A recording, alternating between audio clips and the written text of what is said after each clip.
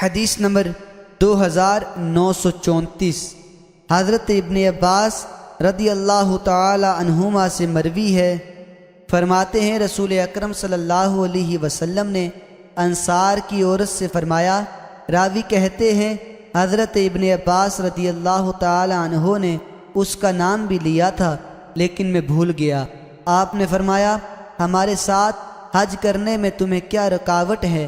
اس نے کہا، ہمارے پاس پانی لانے کے لیے 2 ہی اونٹنیاں تھیں، ایک پر میرا شوہر اور میرا بیٹا حج کرنے گئے ہیں اور دوسرا اونٹ ہمارے پاس چھوڑ گئے ہیں جس پر ہم پانی لاتے ہیں۔ رسول اکرم صلی اللہ علیہ وسلم نے فرمایا، جب رمضان کا مہینہ آئے تو عمرہ کر لینا، کیونکہ اس مہینے میں عمرہ حج کے برابر ہے۔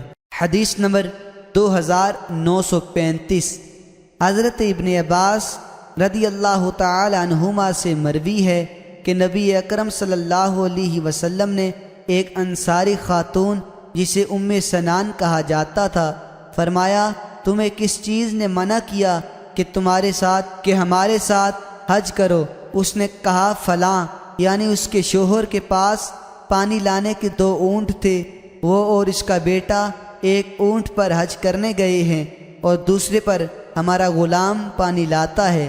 نبی اکرم صلی اللہ علیہ وسلم نے فرمایا، رمضان میں عمرہ کرنا حج کے برابر ہے، یا فرمایا میرے ساتھ حج کرنے کے برابر ہے۔